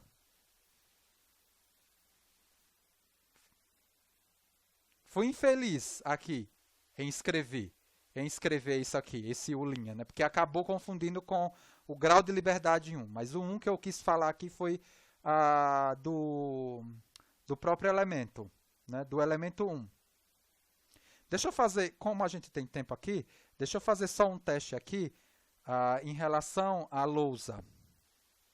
Né? Se dá certo a lousa aqui, tá, gente? Aí eu tiro dúvida agora utilizando a lousa para ver se dá certo. Que eu prometi para os meus colegas também professores que eu ia também utilizar a lousa. Não, não quero isso aqui. Eu vou espelhar. Não, espelhar.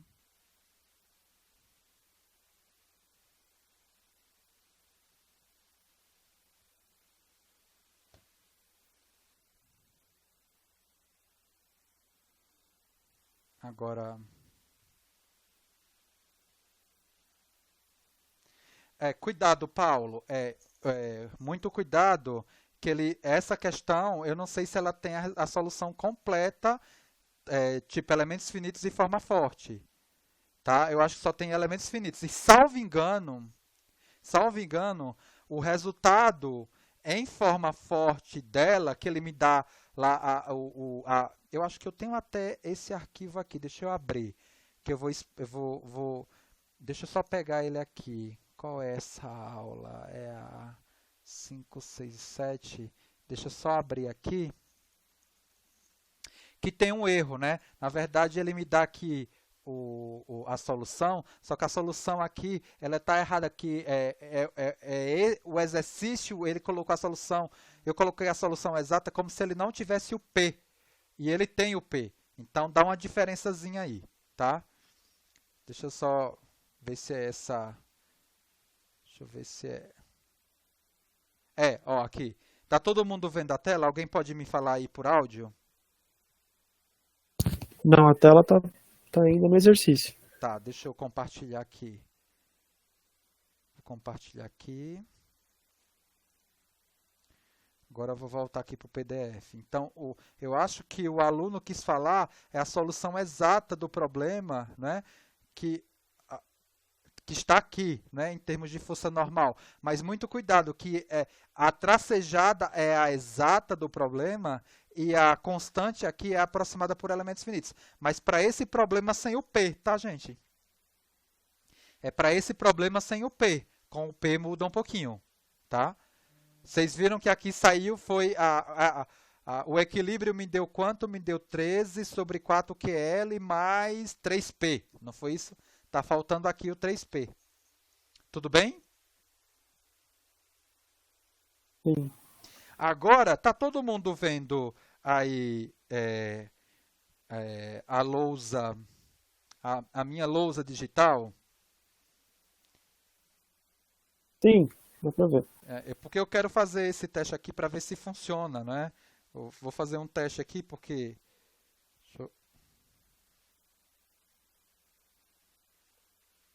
Como é que ele sai? Ó, saiu legal, né? Se for para fazer alguma coisa explicando, vamos dizer assim, utilizando tipo uma lousa digital, dá para fazer aqui, tá? Tipo, alguém que tem alguma dúvida ou alguma webconferência que eu precise obrigatoriamente, né, desenvolver alguma coisa. Então aqui deu certo, tá? O teste ele tá, sei lá, vamos colocar assim, né? Exercício, ele não atrasa muito, tá vendo? Ele faz direitinho, né? Basicamente com a mesma velocidade que eu estou escrevendo aqui. Exercício 4, revisão, prova 1, tá? Então eu acho que a gente fica legal, né? Eu acho que dá para vocês enxergarem aí direitinho, não é? Fica como se fosse um quadro negro mesmo, né?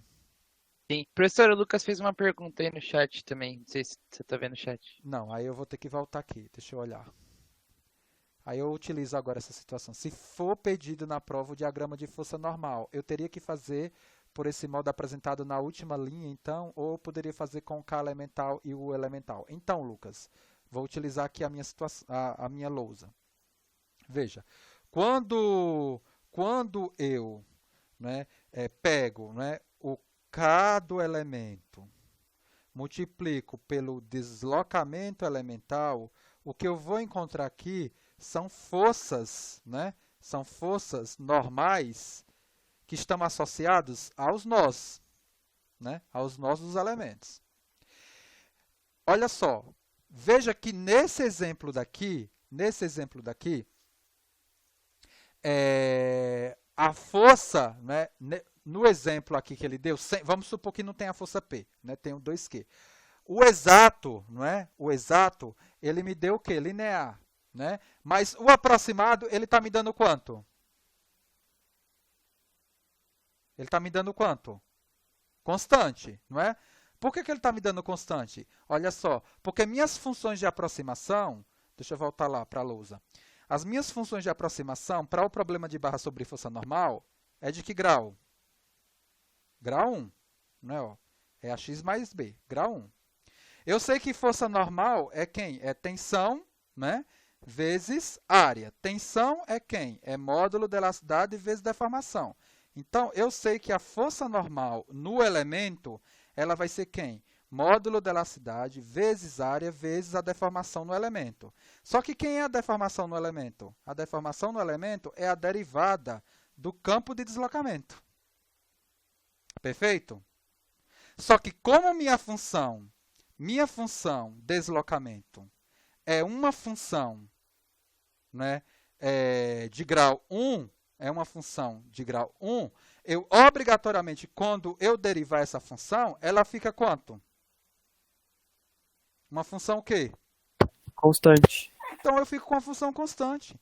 Então, por isso que para esse problema de barra sobre força normal e para o problema de treliça, a força normal aproximada por elementos finitos é sempre quem?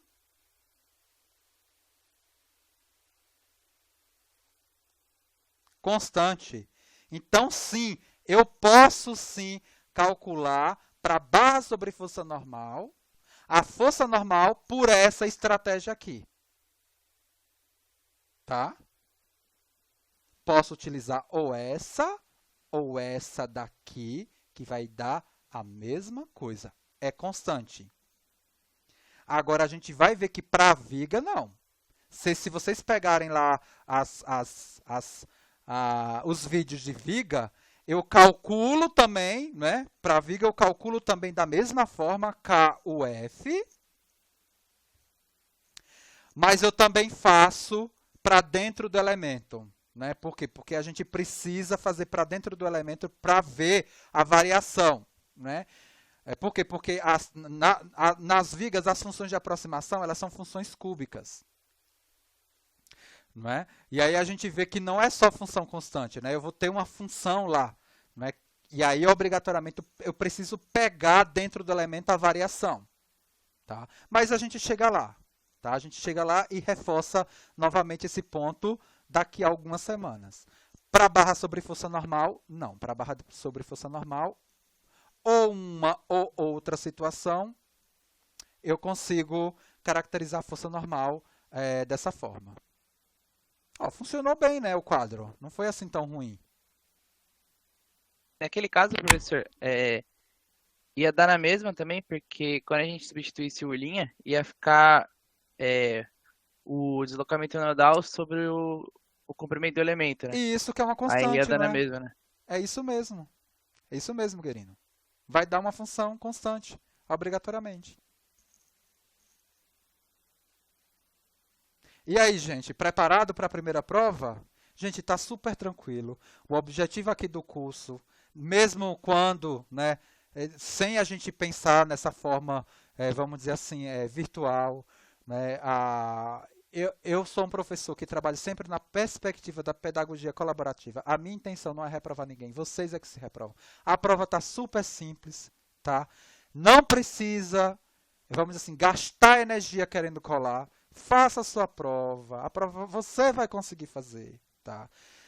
Tem lá, né, o conteúdo atitudinal que eu peço para você não colar. Eu vou confiar. Tem professor que está ficando louco. Ah, porque eu vou fazer a minha prova quando voltar. Porque gente, a gente está lidando com adulto. A intenção nossa é fazer com que ele se interesse, com que ele aprenda. Se o aluno vai colar, se ele vai trapacear, lá na frente ele vai pagar um preço por isso. Né? Eu estou dando, né, a possibilidade dele, o tempo maior, ele consultar, fazer a prova consultando. É isso. No nosso dia a dia de trabalho, ninguém vai fazer as coisas, ninguém vai projetar um avião, né, da cabeça, sem estudar, sem analisar, sem consultar material, Não tem isso. A pessoa consulta, a pessoa analisa, a pessoa, né? É isso. Não me preocupo, né? Ah, você é maluco, os alunos vão... Não. Confiança total. Vocês têm que fazer a prova com o que vocês, com o material que vocês têm, plenamente, né? Não vai deixar aqui que você aprendeu mais ou menos numa situação, né? Não vai me provar nada, né? Tá? Isso aqui é só, né, uma formalização que a gente tem. A gente precisa obrigatoriamente fazer, né, algum tipo de avaliação no sentido de estabelecer um conceito, né, de aprendizagem que vocês tiveram aí no curso. Agora, antes da gente acabar nossa webconferência, por favor, vocês têm que obedecer o que eu escrevo lá no mapa de atividades, porque parte, vamos dizer assim, praticamente 80 a 90% do curso a gente já apresentou. Mas, como prometido, eu vou voltar e discutir na próxima semana viga, depois treliça e assim vai. Mas, gente, vai ter a parte de elementos finitos plano. E não é tranquilo. Vocês vão precisar me ajudar. Vai precisar fazer as atividades. Vai ter um trabalhozinho final aí, o curso, né? Por quê? Porque não dá para pedir numa prova elementos finitos planos. Vocês vão ver, não tem condição. Então, o que vai cair na segunda prova é simplesmente viga e pórtico, treliça e pórtico, né? É o que dá para cair. Alguma coisa muito básica de elementos finitos plano, mas muito básico.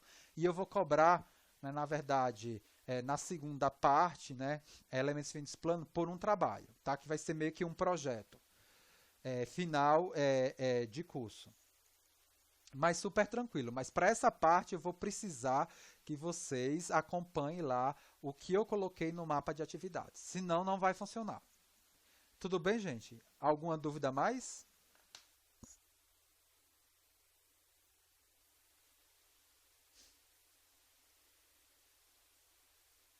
Então, quem tiver ainda dúvida, amanhã tem atendimento e ainda depois, né, tem até às 5 horas, né, aí no WhatsApp, né, para tirar alguma dúvida, assim, alguma coisa que apareça aí de última hora, tudo bem? Mas fiquem tranquilos, se conseguiram entender esses exercícios, se fizeram a maioria dos exercícios da lista de exercício, vão fazer a prova tranquilamente. Perfeito, gente? Tá todo mundo bem? Seus familiares estão bem? Né? Tá todo mundo se protegendo?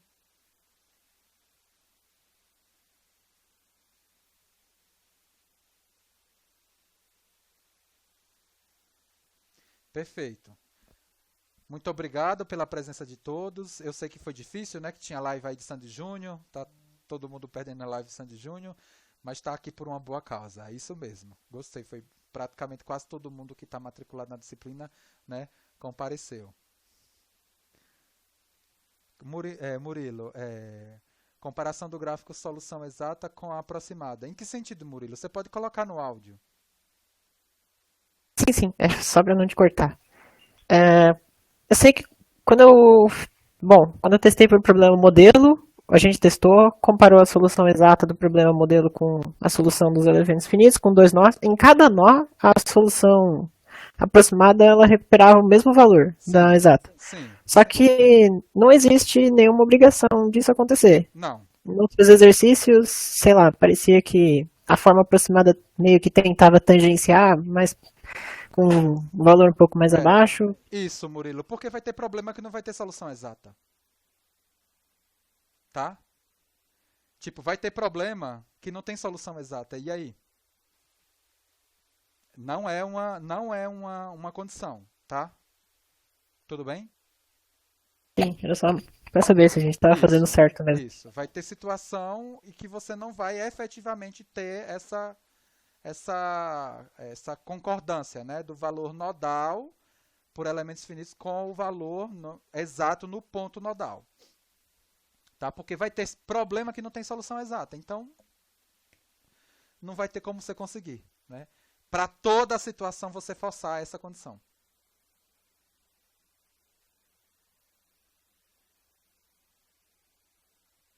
Perfeito, Murilo? Ok, obrigado. Por nada, boa noite. Alguém mais? Deixa eu Eu tenho uma dúvida sobre como você monta a matriz de espalhamento no código. Tipo, sei lá, para um caso geral, em que eu tenho um número N de elementos e. Aí é uma situação particular de cada um. Cada um vai utilizar uma estratégia. Depende da ferramenta que você está utilizando, né? Tipo, Fortran, MATLAB, Python. Cada ferramenta dessa vai te dar, vamos dizer assim, várias funções e várias estratégias para você poder, vamos dizer assim, conduzir esse espalhamento, né? Por exemplo, nos programas que eu faço, né, que eu trabalho com Fortran, né, por exemplo, para a situação, né, elementos finitos plano, o que é que acontece? Vou utilizar aqui, tá, a minha lousa, tudo bem? E vou aqui compartilhar a tela, Beleza. só para te dar... isso aí é programação, cada um programa de uma forma, tá? Tipo... Você está entendendo? Tipo, cada um tem uma maneira de resolver esse problema.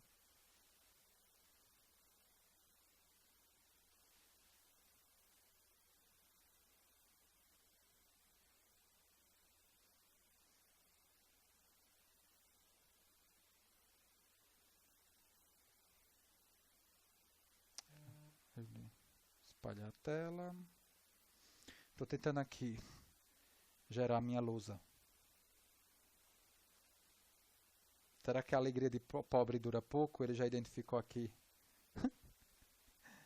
Não tá. Vamos lá ver se ele...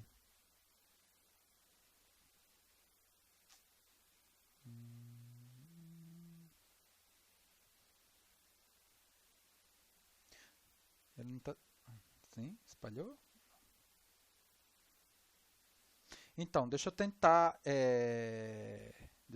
te explicar. O que é que acontece? Cada grau de liberdade você geralmente associa com um ID, né? Uma identificação de posição na matriz. Né? Vamos pegar esse problema de barra sobre força normal que a gente acabou de resolver. Né? Ele tem 4 graus de liberdade, né? 1 no primeiro, 2 no segundo, 3 no terceiro, a identificação que eu estou dando, tá? Pela minha incidência nodal do meu programa, e 4, né, no quarto nó. E isso eu posiciono, né, 1, 2, 3, 4, tá? Linha e 1, 2, 3, 4, né, coluna. Né? O primeiro elemento... Eu sei que ele tem os nós 1 e 2 e ele tem aquelas 4 entradas. De alguma forma, eu vou ter que falar para o computador que aquelas 4 entradas locais, elas têm que ir para a posição 1 global, 1 global, 2 global, 1 global e 2 global. É mais ou menos de uma forma como, né, o Murilo explicou aí. Eu dou, né, no seu viés de matriz de espalhamento, vamos dizer assim, que é a primeira, vamos dizer assim, a primeira forma mais simples de você conseguir enxergar uma matemática de se fazer isso. Tá? Utilizando, por exemplo, o SMS ou utilizando um cálculo manual. Né? Para uma outra situação...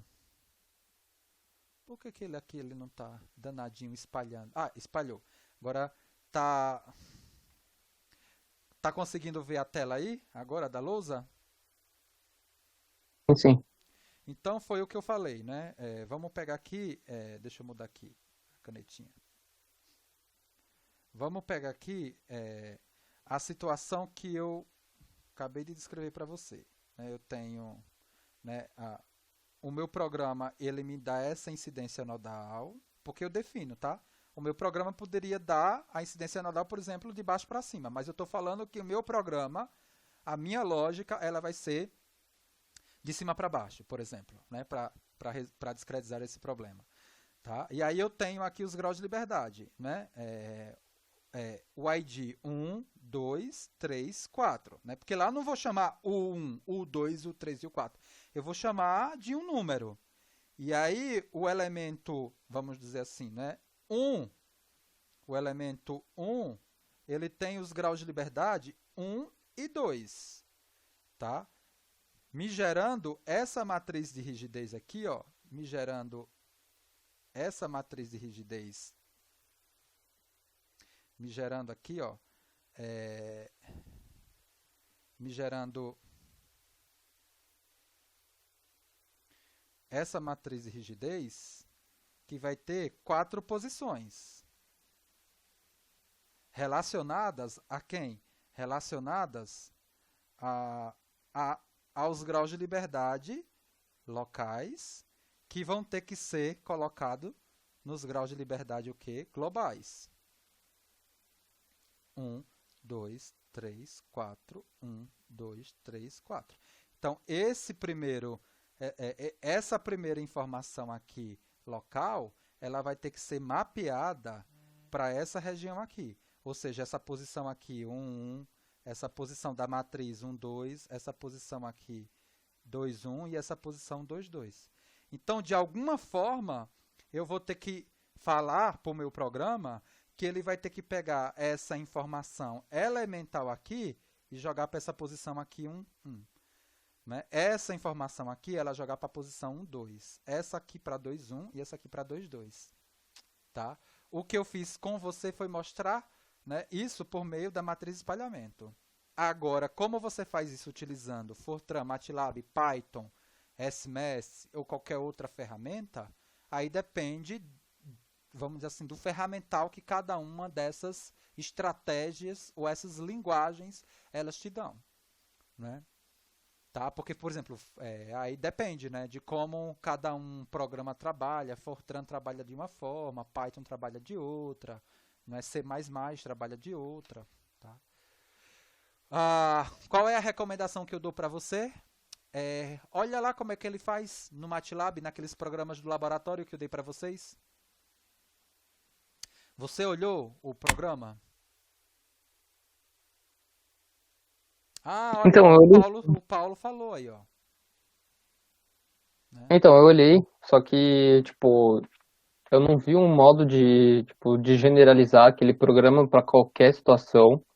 Aí tá o desafio, né? Então.